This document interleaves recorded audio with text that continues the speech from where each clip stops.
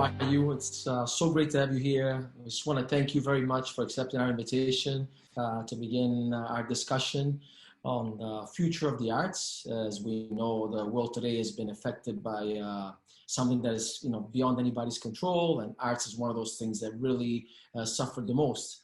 And we're really happy to have you.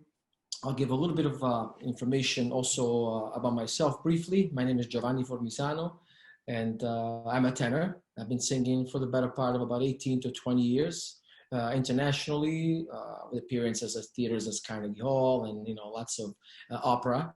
But this is coming also from a place of an artist in general, and also we're gonna have some questions for you.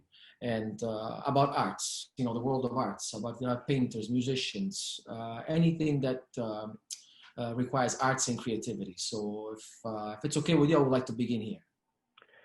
Thank you. I would like to begin, Giovanni, by saying that theater has always worked with technology, and there's nothing new about it, right?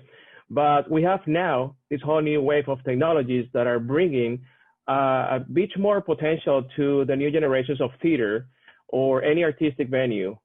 Now, it is very exciting that these things are happening, and me as a visionary and as entrepreneur and as a thinker for the arts, I see songwriters, directors, and designers working towards this creativity, but I don't see them actually bringing the newest technologies to these companies, to these organizations. And that's what we're doing here. And I'm working towards a few different concepts to recognize how significant is this opportunity to make the change into the artistic venues.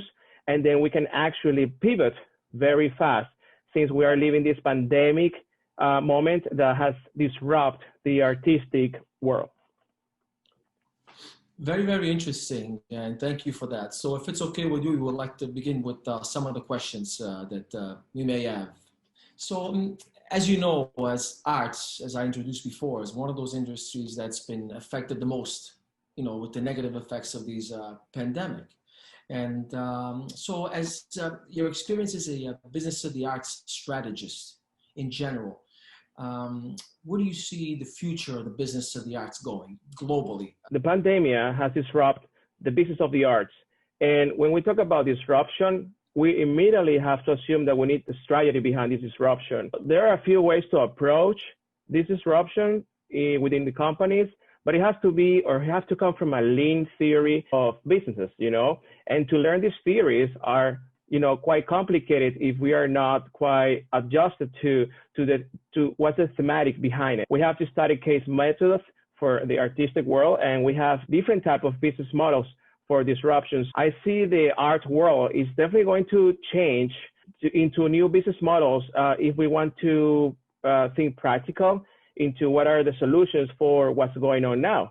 As you know, we're facing a cruel reality in which businesses are no longer open to offer any services. So when we talk about the future of the arts, I would like to bring disruptions, and I would like to bring new business models of disruption. How do we define disruption in the business of art? It's been said in the business that we always want to try to avoid disruption, but we've been disrupted by the pandemic. This is the moment to create new opportunities to growth. And for instance, I am an innovator and I am an entrepreneur for the arts.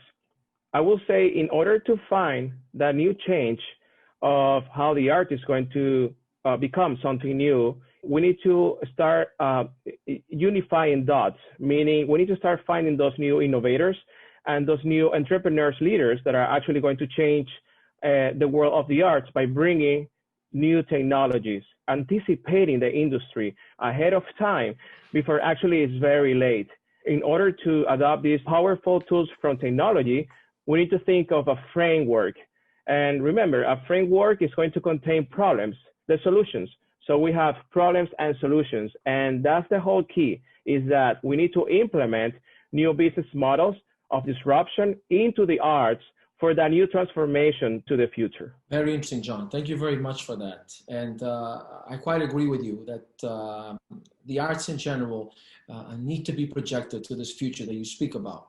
Because in the end, it's just it's something that has to normally, I won't say normally, but a lot of times it's left behind, left catching up. So I think with your direction, and forgive me if I'm wrong, but with the direction you're going, it's at least trying to say to people, let's get the arts on par with everything else out there.